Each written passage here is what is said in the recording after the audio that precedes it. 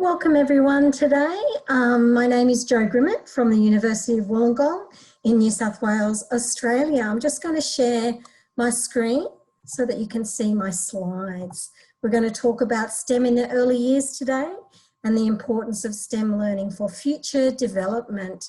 There will be a period of time at the end for questions, so I encourage you to put your questions in the chat function, so you can type them in or you can raise your hand and I will answer them at the end of this presentation. A special thank you. We're all very grateful to the Abu Dhabi Early Childhood Authority for making this initiative a reality. It's amazing.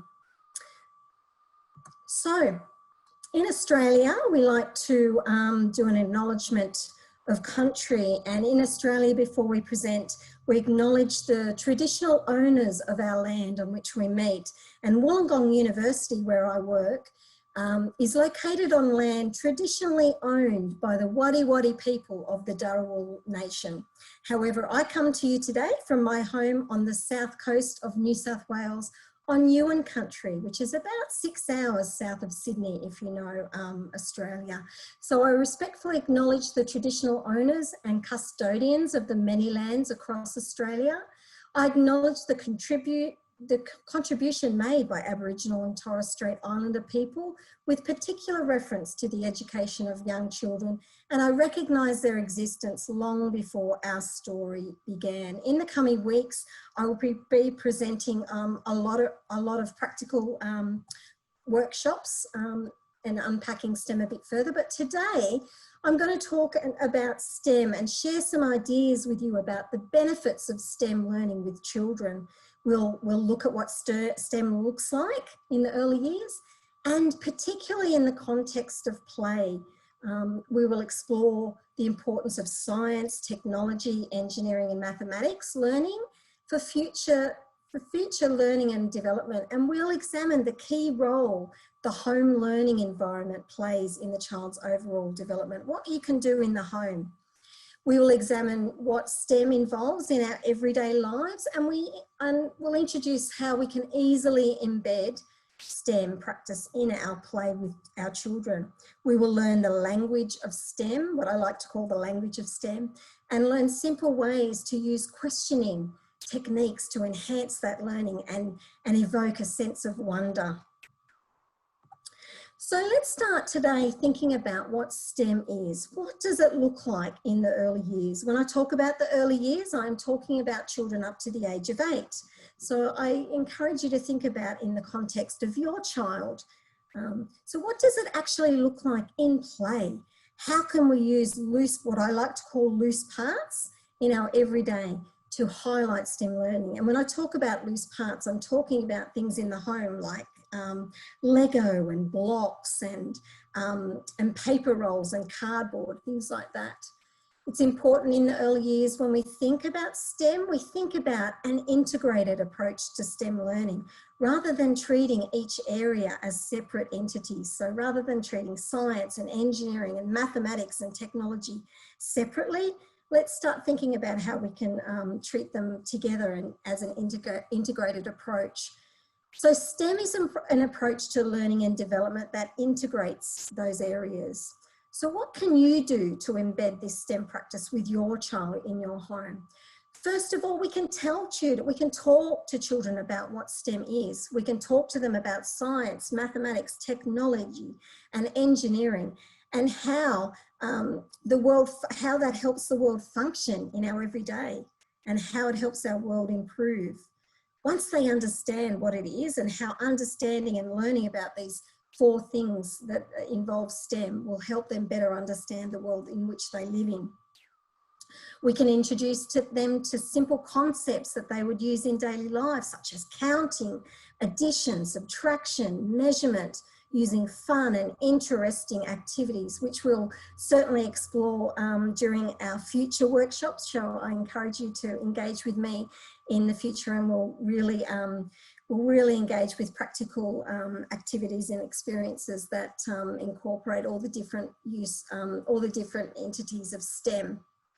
We can engage them in design and engineering tasks. We can draw their attention to changes in their environment and encourage them to ask questions and discover the answers through a process of what I like to call exploration and discovery.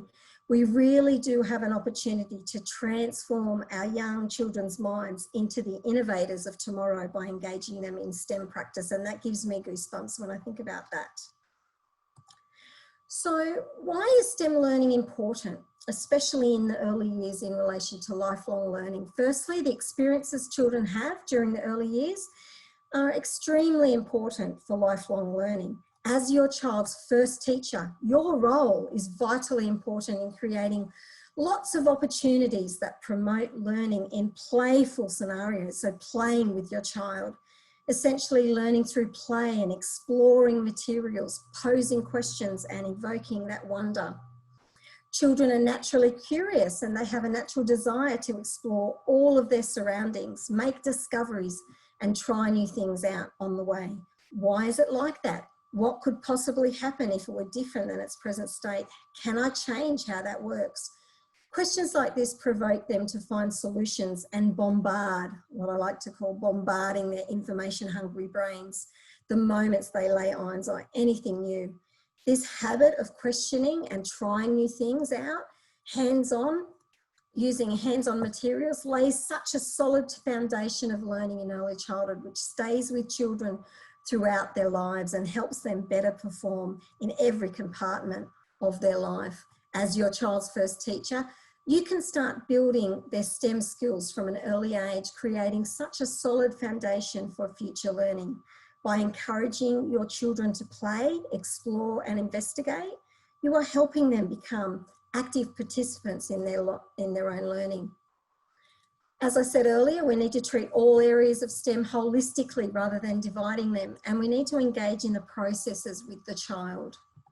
It is important as an adult, we are the child's play partner and use this vehicle of play to enhance the learning by asking lots of open-ended questions and posing problems for the children to solve, ultimately allowing the child to be in charge of the play. And we need to have fun with the child and show interest in the learning as well. We need to engage them in problem solving, investigation, exploration, manipulation, experimentation.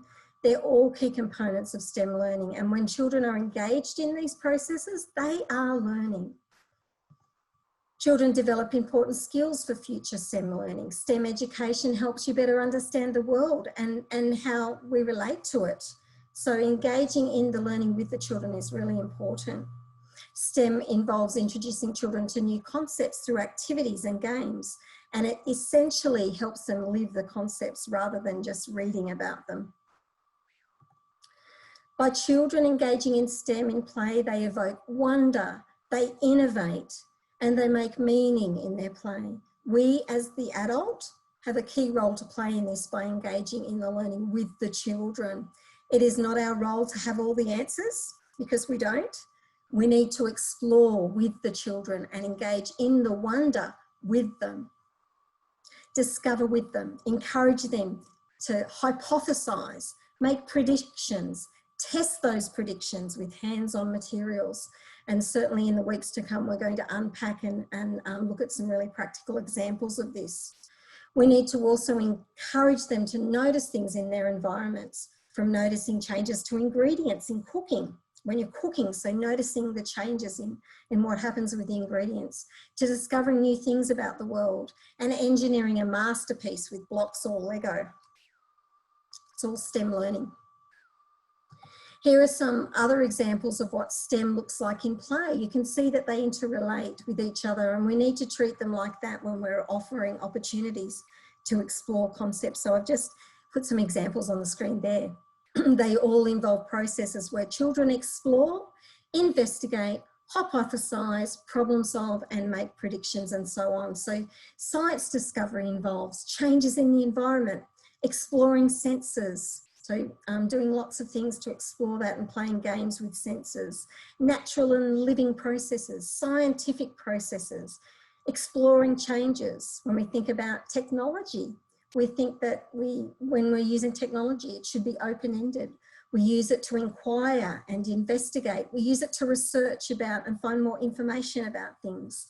We use technology to innovate. We can represent using technology. We can design, we can plan, and we can use it as a communication tool. We can use engineering skills by engaging in construction. We can engage in problem solving and design and plan and represent, so getting children to represent their engineering masterpiece by drawing them, using clipboards to draw and document their constructions. When we're thinking about mathematics in play, we can engage them in number activities. We can explore geometry and space and data and statistics by graphing things and sorting and classifying things when you're packing away your toys, classifying them by what the different attributes. And measurement, we can engage them in lots of measurement activities and opportunities, which I certainly will go into a lot, give you lots of ideas about this in future workshops. So in these images, you can see lots of STEM learning in the home that we may or may not previously have realised that these are STEM learning opportunities. From following Lego instructions to complete detailed creations or freely using our imagination to create with Lego are rich opportunities to engage in STEM practice. Cooking experiences, like I mentioned before, encompass science and maths learning, where you are watching the food change by scientific processes, or measuring the ingredients is maths, and bringing your child's attention to that and engaging with them in measuring those ingredients. A simple activity of making dough or Play-Doh in the home provides an opportunity to talk to your child about the changes that are happening in the ingredients, and also measuring the ingredients. Even talking about the changes in how the dough feels throughout the process is scientific learning. So bringing the child's attention to that is really important. So science doesn't necessarily mean a fancy experiment. It can involve lots of things that are already in our environment. Block play affords so many opportunities for rich maths and engineering learning. So blocks is a great affordance to have in the home, which involves maths learning, but also engineering skills. They engage in engineering design skills to thoughtfully plan what they are going to build, document it, and how they can use the materials available to enhance their engineering masterpieces that they've made. The adult can pose design challenges and mathematical problems for the children to solve by asking thoughtful questions to evoke thinking skills, and I'm going to give you some examples of that as we go through the workshop. In the bottom left image, you can see blocks being used to explore symmetry, which is one of my favourite components of maths learning, and I'll certainly be going into this in detail when we talk about maths in the workshop, upcoming workshop about maths. And it's certainly, symmetry and patterning is certainly a very strong predictor of later maths understanding. So playing with symmetry, drawing our child's attention to symmetry in their buildings is really important, and they're learning about that when they do it. And it's a strong predictor of later maths achievements in algebra and calculus and probability and those high-level maths. So by playing with symmetry, we're really getting them ready and providing them a really strong foundation for those later maths skills that they learn. The use of loose parts in the home. So when I'm talking about loose parts, I'm talking about things that you can put together for, you know, as far as Lego or pegs or other, or pencils or things like that are loose parts, stones, sticks in the environment. We can use all of those things to explore rich STEM learning by playing with them, counting them, patterning with them, creating symmetrical patterns with them. Down the bottom, you can see pegs being used as a number game where they're matching the numeral to the amount of pegs that they put around the insect or the spider or whatever you want to make with the child. Watching plants grow from a seed offers rich learning. So you can see the image on the screen. Just by planting plants with your child offers rich learning and scientific discovery in living processes. And children can also incorporate mass learning here too by measuring and comparing the heights of the plants as they grow and sorting and deciding on seeds that are appropriate to plant at different times of the year. So seasonal planting is another way to explore scientific learning with plants. So you can see lots of examples of STEM learning that you are already doing with your child. So STEM in the home learning environment requires a belief that children are capable. They are capable. A belief that the child's voice is important. So we need to put them in charge of the play. And it's hard as adults to do that at times because we want to give them the answers, or we want to steer them in a particular direction. But it's important for them to be in charge of the play. It's a value for open-ended processes for problem solving, discovery, investigation, and evoking that sense of wonder. A value for playing with materials and loose parts like we've talked about. A value for time to play. So we need to give them time to play and explore rather than being on a certain schedule as lots of us as adults do in our busy lives. A value for seeing STEM in every day. So thinking about STEM, thinking about lots of maths learning that you're already doing when you're shopping, for example. So pointing out things, pointing out numbers in the environment. Getting your child to make shopping lists and documenting that. A value for the child as the instigator of play. And I love that term, instigator of play. So we really need to take a step back and let our child really be in charge of the direction of the learning. So supporting a sense of wonder. If a child is to keep alive in, I love this quote, so I'm going to read it. If a child is to keep alive in his inborn sense of wonder, he needs the companionship of at least one adult who can share it, rediscovering with him the joy, excitement, and mystery of the world. We want our children to be naturally curious and eager to find solutions to problems, because that's lifelong learning. As we know, they have to solve problems all the way through their life. We want them to be able to ask and pose questions and test their hypothesis. We want them to think creatively and innovatively and be persistent in a task. They're all components of lifelong learning. You can help your child by creating a home learning environment that fosters curiosity and questioning through play. You can help introduce key STEM skills and practice by supporting them. We can ask questions, we can work together, we can think creatively, we can solve problems. We can explore and take calculated risks, because that's what we want them to do for lifelong learning, don't we? We can test solutions to problems, and we can discover new ways of doing things. And you can certainly evoke a sense of wonder by wondering ourselves. Okay, it's really important for us to wonder, because we don't have all the answers. As your child's first teacher, you can start building their STEM skills from a very early age, creating a solid foundation for future learning. By encouraging your child to play, explore, and investigate, you are helping them become active participants in their own learning. We can explore STEM in the environment by noticing things and drawing the child's attention to things that are happening around them. Sometimes in our busy lives, we fail to stop and notice things, but we need to. We need to stop and notice. Children notice the tiniest details, and we can stop and extend this learning. So asking questions to evoke this wonder. I wonder what happens to the little dandelion seeds.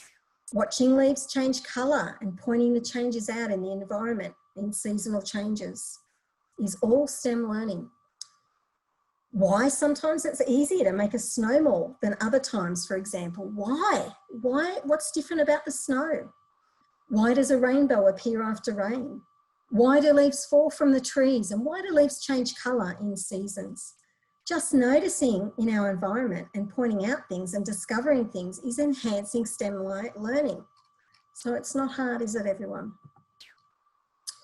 Play is the vehicle for learning, and in particular learning in STEM. Through play, children are interested in and connected to what they are doing. They are learning through copying others. They have the freedom to explore their own interests and answer questions for themselves. They learn at their own pace. They learn to talk and interact with adults and other children, which is really, really important. They develop their imagination and they build resilience. That's what they're doing when they're playing. As the adult, we need to be the child's play partner and co-constructor in the learning, and at the same time use every opportunity that comes our way in play to enhance the learning. And we can do this by posing open-ended questions and thoughtful questions. As adults and educators, we can develop and respect the child's curiosity and creativity. We can let the child discover and learn at their own pace.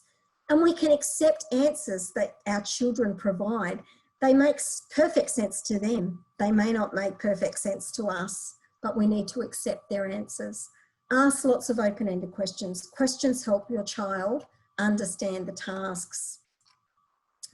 Open-ended questions give the opportunity for a child to contribute and elaborate, often with no right or wrong answer. We think we might be generally good at asking open-ended questions, but we'd be certainly surprised to know that many of the questions we ask children are quite closed and they have an expected correct answer. We don't give children the opportunity to elaborate, so it's okay not to find the right answer. It's okay to just explore and investigate with the child. It's amazing to think by just adding the words, "I wonder if," to the start of a question, how that opens up exploration and investigation. And this, in essence, is STEM learning. Getting children to predict what would happen also evokes interest, exploration, and investigation, which is the essence of what we like to call inquiry-based learning. So inquiring, which we want children to do all the way through their life. Also, getting children to describe the learning reinforces mathematical constructs and is quite a powerful tool. So using questions like, what did you notice? Why do you think that happened? Tell me about your construction. Tell me about what you've made. When we think about playing with blocks, for example, we can use questions like, what do you think might happen if you put this big, large, rectangular block on top of this small square block? What did you notice about the way you use the blocks here? Tell me about your construction. Tell me about the way you use the different shapes. All of these questions are really important in STEM learning. Getting children to make predictions and hypothesize is another very powerful tool for learning. So questions like, which building do you think is the tallest or the widest? Which road is the longest? Which building do you think is the strongest? Why? Why do you think that? How can we find out? Questions give children the opportunity to expand their thoughts by encouraging them to ask questions. You are also allowing them to take an active role in their learning. When children ask questions, they are developing their critical thinking skills and building their STEM capabilities. When they ask why, try not to provide the answer. Instead, respond with another question or an idea, encouraging them to search for the answers and solutions themselves. Sometimes as adults, we want to give them the answers if we know them, but hold back, stop yourself from doing this and encourage the child to find the answer. Help them find the answer. Probe them by asking questions that instigate finding the answer. Get your child to make predictions and estimate. If you need to measure something, get them to suggest ways to measure. Ask them to estimate and make predictions. Engage them in those creative thought processes that are very important for STEM learning. So researchers that you can see on the screen in their work in 2012 in the area of science discovery in the early years explained that open-ended questioning can serve many purposes. And I've just noticed someone has put their hand up, so I'll get to your question. We're nearly finished the presentation, so we'll have hopefully lots of time to answer some questions. We can use questions to instigate discovery. We can use questions to encourage children to make those predictions. We can probe for the understanding to uncover a child's understanding of the concepts. We can use questions to encourage reasoning skills so that children learn to explain and they justify their thoughts. Get them to tell you about what they've made. We can use questions to spark interest, to investigate a problem further. We can use questions to encourage creative thinking and reflection so children learn to make connections to other experiences or prior learning, things that they've learned before. We can encourage children to reflect on their feelings, to capture further interest in particular concepts and experiences. So what I like to call a repertoire of questioning techniques is critical to encourage STEM learning. So practice those open-ended questionings. Almost finished. The most important thing to remember about teaching STEM to early learners is that they are perfectly adapted to learn STEM concepts, and it is not difficult to teach STEM to young children.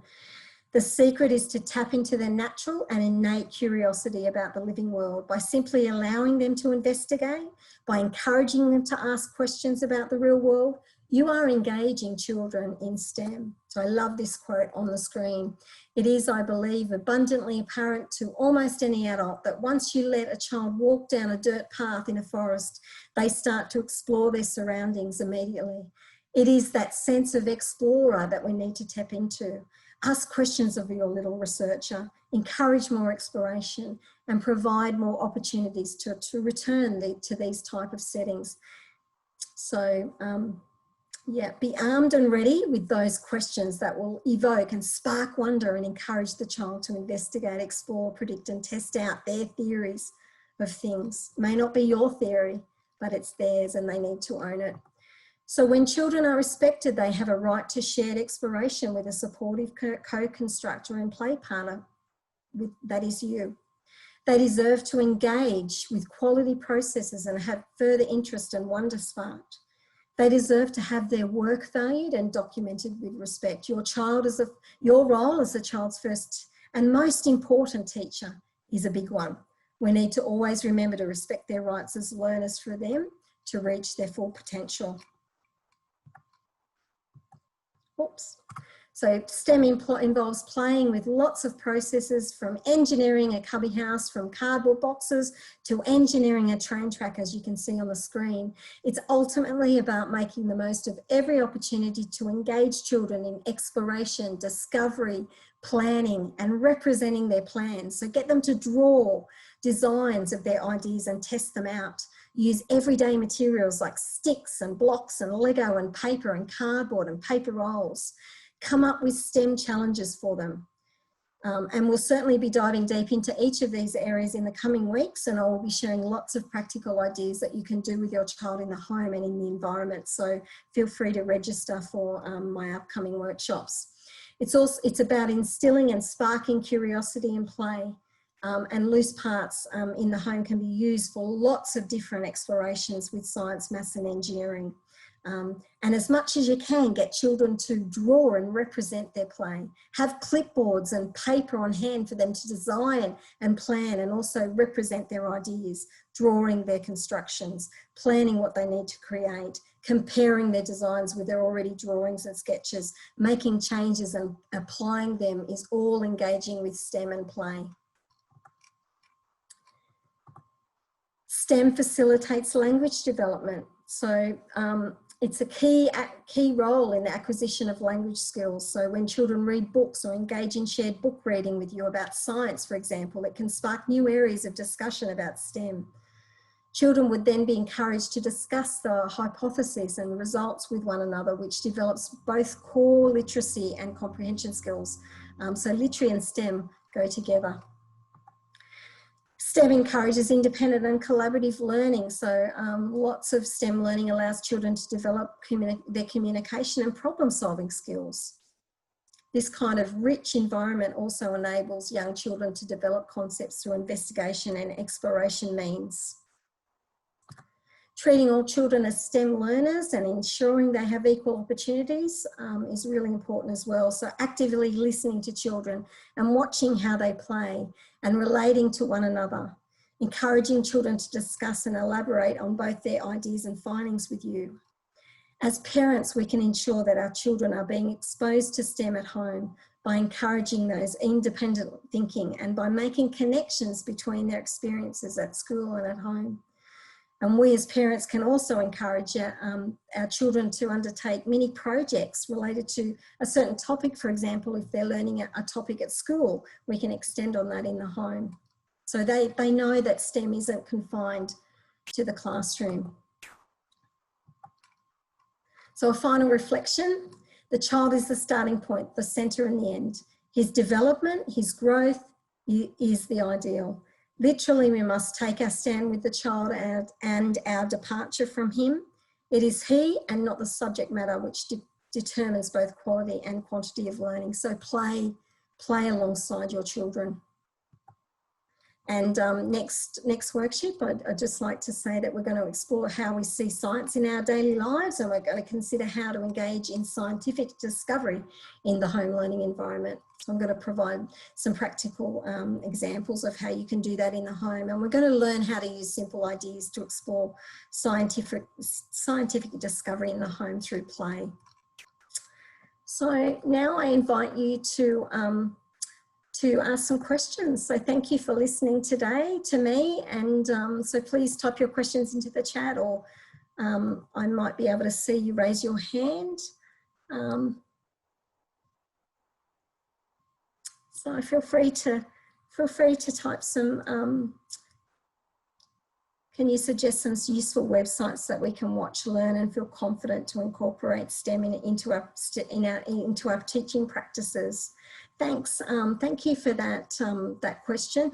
I have provided in the handout some useful websites that you can potentially use. So if you click on those links, it will take you to some useful websites.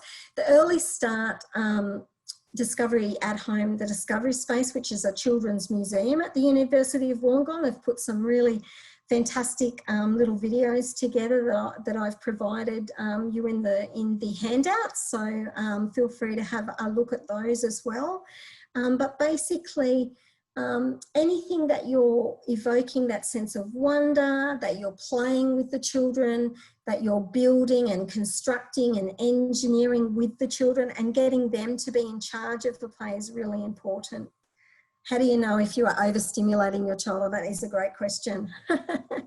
That is certainly a great question. And I guess that we can take the lead from them. If they're overstimulated, then you will know. If there's too many things going on, so if you've provided too many, so simplify what you provide with them when you're working with your children in playful scenarios in the home. So simplify what you're providing for them is a good way to make sure that you're not overstimulating. But a sense of overstimulating, I really think if they're really engaged in the play and the learning, then they're not overstimulated. So hopefully that's answered that question. Thank you. That's a very insightful question. But yes, there are many websites that you can link into that will help you understand STEM, because often we think of STEM and we think that we need to be teaching STEM with our children, and we just need to be playing with materials and highlighting the learning. So asking all those questions that we talked about earlier is really important to extend and enhance their learning in STEM. Treating it as a holistic, I'm just seeing lots of questions coming through in the Q&A, so I'll try and get to them. So the session handout is actually on the website that you can link to. I believe it's on the website for you to access. What appropriate age to start STEM with children? Starting STEM from birth. Children are learning STEM from birth. So just by engaging in play with them and talking to them about their play is STEM. Yes, STEM certainly is implemented to students of higher grades, but I think for me it's really important to remember the useful vehicle of play in this. So so how you can extend and enhance on what they're learning in school, in the home through play and through the exploration of materials is really important. So getting back to playing with the children is certainly what I'm really passionate about, and the research has certainly shown that when you're doing that, you're setting them up for lifelong learning in STEM. So if you're engaging with them in construction and engineering through play, with blocks, with Lego, getting them to use the creative skills is really important, and their imagination. So I do suggest getting them to start designing. So in the higher grades, you could get them to start designing really quite complex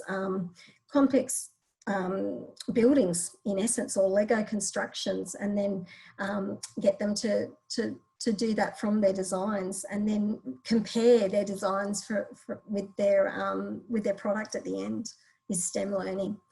So certainly from a young age, you can certainly be doing STEM. I think we get caught up as parents of thinking of STEM like we have to be teaching them things, and if we get back to the essence of early childhood and the essence of play, and by just using those open-ended questioning techniques, that's when they're really learning. They're truly learning, because they're the instigator of the play, and they're the instigator of the learning. So hopefully I've answered those questions. Any other further questions that we've got coming through? If you don't think of any at the moment, and after the workshop, after we've finished the presentation, if you think of one, then I encourage you you can email me. My email is on the screen. I'm quite happy to take questions via email, or you can get in touch with the Parenting in a Pandemic series and ask questions through there. I really encourage you to register for my future workshops, because we'll take a deeper dive. I've just touched the surface with STEM, but we'll take a deeper dive into the scientific discovery and mathematical learning, because maths is very involved and complex, but it's so easy if you really know how to really embed it in play. So I'm encouraging you to do that, and hope to see you in future workshops. Another question, how do I encourage older children to be patient through open-ended questioning? Some children want an answer immediately, as they believe the adult already knows the answer. Look, it's okay for us to say we don't know the answer. Don't pretend that you know, but also if you do know, pretend you don't. So get them to really discover really explore the answer, or pose another question, another problem that they can solve. So yeah, it's really important to still use open-ended questioning with older children as well, because the more they progress through school, the less and less they're going to be able to really use their creative, innovative, open-ended questioning answers too. Because we know it's going to get more and more formalised throughout their schooling. So we really need to really spark that wonder and that interest in learning. Does STEM include reading and summarising also? So reading, I would say in early childhood, so reading, shared book reading and pointing out things in particular books is all pointing out different mathematical concepts and things and problems that, because a lot of books and stories for young children are about solving a problem. So look for stories that solve problems, that have problem solving in it. Julia Donaldson is a fantastic author that promotes this through her stories. So look up anything from Julia Donaldson. In particular, one comes to mind is What the Ladybird Heard, which is a fantastic story about a ladybird that overhears two robbers that want to steal the prize cow from the farm, and they follow a map. So it's mapping, and when we get to the maths workshop, we're going to talk about mapping and fantastic engaging play, engaging children in play with mapping, which is fantastic to develop spatial awareness, the spatial reasoning skills, which is important for maths learning. So look up that story, because the farm animals, play a trick on the robbers and they change where they are on the map. So you can talk about that and they solve that problem. Another question that's come through is, my 3-year-old often requires me by his side to help him out when he sits with his iPad learning and playing games, but unfortunately I find it challenging to find time out-of-home chores? How do I handle the situation? It's also important for me that he learns too. Okay, so iPads, as we know, there's lots of iPad applications. There's many, many applications that say that they're educational, and in actual fact, they're very closed-ended. So we need to look for iPad applications that are open-ended and encourage creativity. So he doesn't need you by his side the whole time. It's engaging. We need to look for applications that are engaging, and I will go through a little bit in my technology workshop when we talk about technology in the future workshop. But yes, sometimes it is challenging because you can't spend every single time through the day with your children. There's things to be done. So we need to look at what we can set up for them to promote that, that independent learning, that independent play. So I understand that, and I don't expect you to be right next to him all the way through either. So look for iPad applications that are open-ended and that don't need a lot of your direction and instruction through them. So I guess that's my advice to you. Thank you for that question. I'll just see if I've answered. Anyone else got any other questions?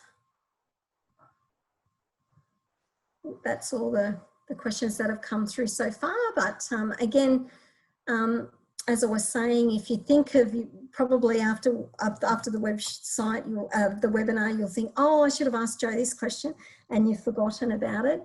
So feel free to email us, and I'll certainly endeavour to answer them. Oh, thank you very much. Yeah, my pleasure. But yes, I'm really looking forward to the future workshops where we can really unpack and dig deeper into the different areas of STEM.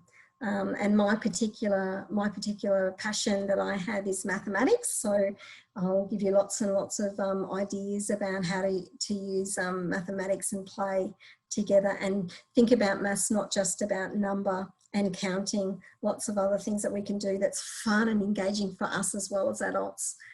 So getting back to really playing and being a play partner, a co-constructor of that learning. Like I said in the presentation, really getting back to playing with your child is really, really important. Any other further questions that we've got coming through? Can't think of anything.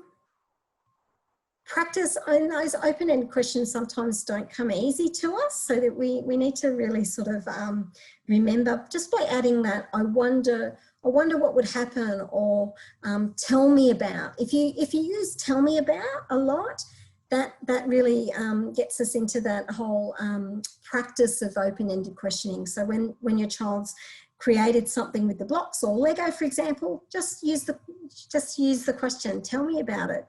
Tell me why you've used this block here. Why have you made this decision about what you've used here? Why do you think it's got that high with blocks? What have you done to create that block construction so high? How's that worked? Why is it not falling down? Things like that. Those why and those how and those tell me about questions. Really easy just to add that to the start of a question, so that your child has the opportunity to answer, you know, to really think about it, because it's important. I think as adults we like to cut children off as well, and not, if they sit there and they look like they don't know the answer, then we just move on to something else. And we need to, it's really important to give them time to think and give them time to respond. So using pause after a question is really important too. And it's really hard sometimes as adults to do that with our children, because we want them, you know, we want to hurry, we tend to want to hurry the play up, but we need to give them lots of time to play as well, and lots of time to engage in materials. We can just see something else. Someone else has come through. How can we let kids be more confident?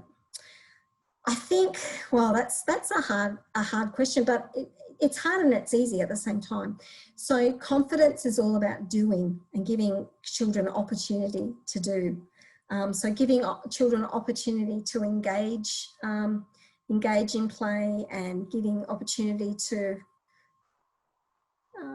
okay, I'll just stop sharing the screen so that you can just see me on the screen.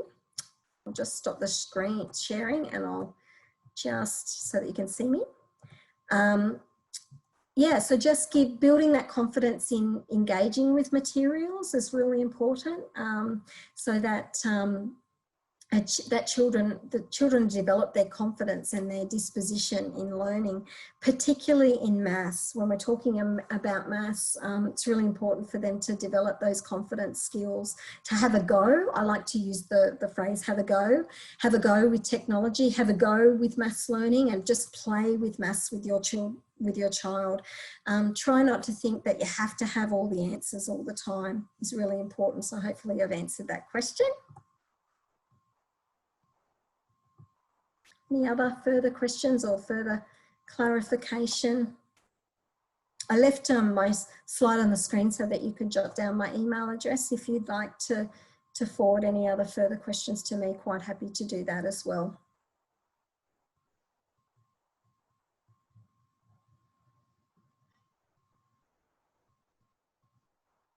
Confidence is a big one because often our children say to us, I can't do it, I can't do it. I can't do it, I can't block, I can't work out how that goes there. So it's really important for us to try and get that independence, particularly when they're younger. And I'm thinking about my own child when I'm talking about that as well, who's now 15, because often, you know, particularly when he was 3-year-old, he would always want some, you know, want support and help, and for me to encourage him all the time. So we need to, yes, we need to encourage, but we need to also just be if we're a play partner with them, so they see us as a play partner rather than us as knowing all the answers as their parent, it will certainly help them develop that confidence, I think.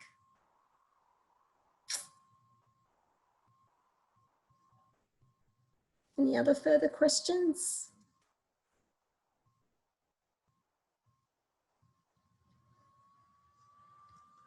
I think I've got all of the questions.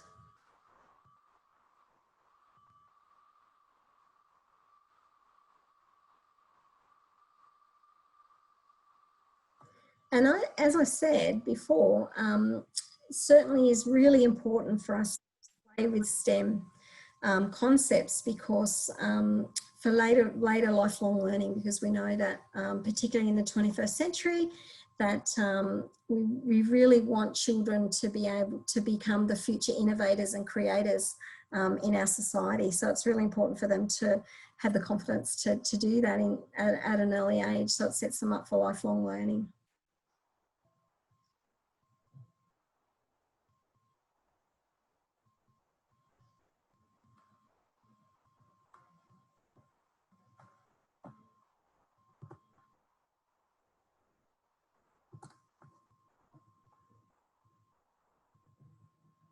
Just checking that I've covered everybody's questions. So if I haven't answered your question, I'm encouraging you to type it in again.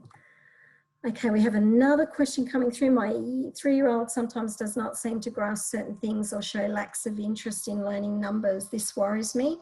Don't be worried about that. Just, it's more important for them to play with that rather than, so it's important for them to have a good understanding of what I call number sense, rather than just getting them to recognise numbers. So getting them to engage in lots of counting and lots of number games by playing board games with children and playing games that they have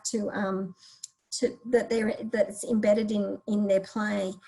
So lots of things like matching numbers. So you could put, I've just got an idea come to my head where you could, if your child is interested in cars, for example, you could put the numbers on top of the cards and turn it into a bit of a number matching game. So things like that is really important. So don't be worried if they don't, especially at 3, that they're not grasping learning numbers, because learning numbers is so much more than just learning the numeral or what the number looks like. It's more important for them to have an understanding of number. So being able to count and match that number of things to the number. So lots of simple games I would be doing at 3 particularly. 4 and 5-year-old children, more and more that will come, Grace, as your child grows and becomes a little bit more mature, and being able to also, being able to concentrate for extended periods of time as well. So not too high expectations. Have high expectations, so expose them to lots of games with numbers, and just point out numbers in the environment. So when you're going shopping, point out when you see numbers, or when you're walking along your street, point out the numbers at the, on the letterboxes. So pointing out environmental print is really, really important as well. But they need to have an overall grasp of number sense. So being able to match the number of things to that numeral is more important for them to, identify the numeral. So yeah, lots of experience with counting and things like that. So just count lots of things at every opportunity. I think it's just making the most of pointing out things in play when they're playing. So counting, because children love to count.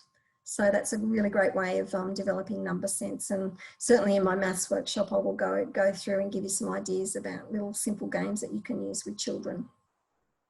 Hopefully that's answered your question, Grace. Thank you for that. So another one is, what is the first step to encourage the kids to start writing the alphabets and numbers? Okay, so again, it's what I like to call rote learning, that the alphabet, like letters and numbers. It's rote learning. It's things that they're going to retain, but it's more important for them to play with that. So pointing them out, and they will learn the rote learning of the alphabet and numbers in play. So just pointing them out in your play is more important than having lots of trying to teach them what they are. Just embed it in your play. Point it out in books when you're shared book reading with your children, and it's a number book. Just point it out to them.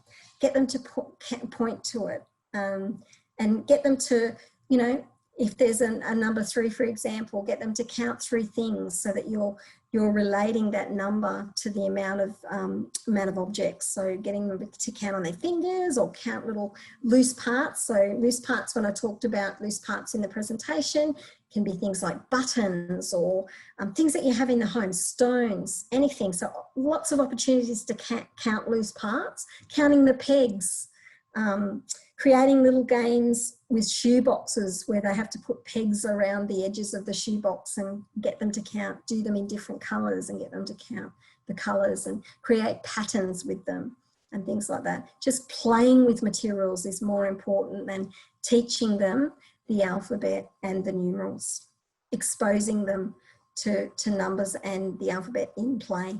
So getting them to point out letters in environmental print is really important. So when you're going shopping, point out different things as well. So seeing lots of environmental print. And when they're doing drawings, always try to get them to tell you stories about their drawings, and document them. Document their stories so they see you writing, because it's really important for our children to see us writing as well, because that's fabulous literacy learning. So a little bit, not so much STEM, but it can certainly be STEM as well, by getting them to describe their buildings. So telling stories about their buildings, and document if they're up to writing stories, or tell the stories to you and you document their stories is really great way to embed that literacy and STEM learning, like we talked about, because language and literacy and STEM go hand in hand as well. So hopefully I've answered that question. So just exposing them to things, pointing out things in the environment.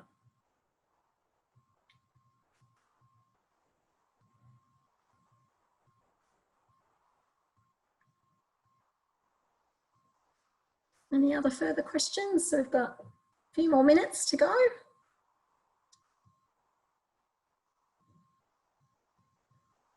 Oh, you're welcome. It's all about playing with materials, isn't it? It's all about getting back to play. And it's hard for adults to play sometimes. So it's really important for us to to spark that interest in play by sparking a wonder in our children and showing interest and having fun with materials as well is really important. So, you know, building your constructions alongside or, yeah. Oh, thank you. Thank you for that feedback. That's wonderful. I encourage you to play alongside. Okay, so my son uses both his hands to write. Should I make him stick with one hand? No, he'll work it out himself, Grace. So a little bit of background with left-handedness. I'm actually a left-handed person, and they will find their dominant hand. A lot of left-handers do use both hands for things, and a very few of us, a very few percentage, very small percentage, I should say, of us are very left dominant, and I'm one of those. I'm one of a small percentage of people that can't do anything with their right hand. So yeah, it's just let him use whatever hands he uses to write, and he will find his dominant hand. And just think, if he can do it with both, it's fantastic as well. Most left-handers will actually, so my husband writes with his right hand and then plays cricket or ball games or batting games with his left hand. So a lot of children can write but can do other things with their other hands. So certainly, Grace, just let him find his way.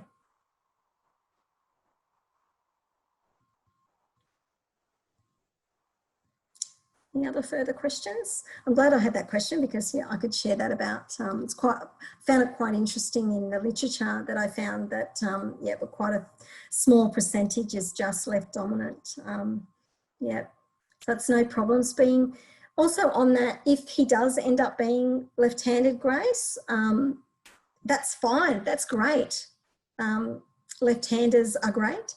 He will have some issues throughout, so you need to make sure that he's using left-handed scissors and that his teachers are aware of it, because a lot of left-handed people are quite messy when they're writing, because we write over, we can't see what we've written before, so we're a little bit messier than other children that are right-handers. So just bringing it to teachers' attention is really important too, because, yeah, we tend to get a bit of a hard time for our messy writing or writing that goes, sometimes left-handers start at the right-hand side of a page and work backwards, but that's because we like to cross our midline and start. So if you're a right-handed person, you'll naturally want to start on the left side of the page.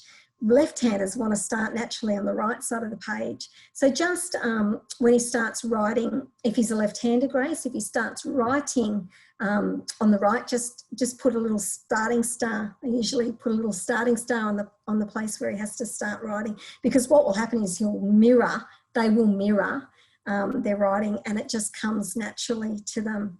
We couldn't do it if we tried to write the letters backwards, but it's natural to them, because they know the construction of letters go that certain way.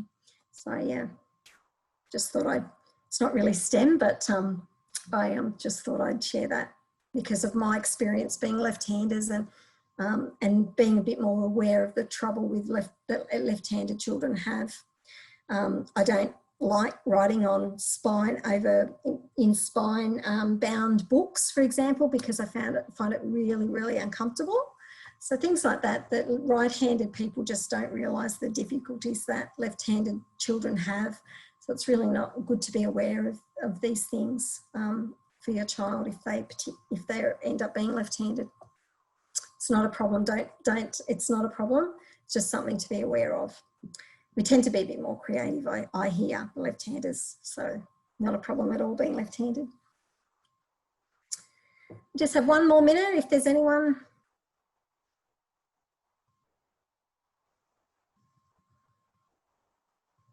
Oh, you're welcome, Grace.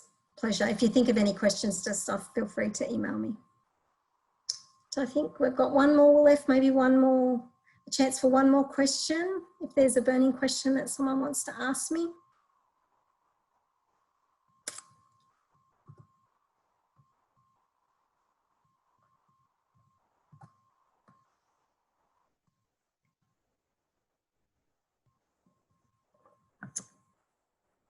Sorry, I just had to have a drink. I felt like my throat was getting a bit hoarse, a bit losing my voice a bit. I've used it a bit today, so.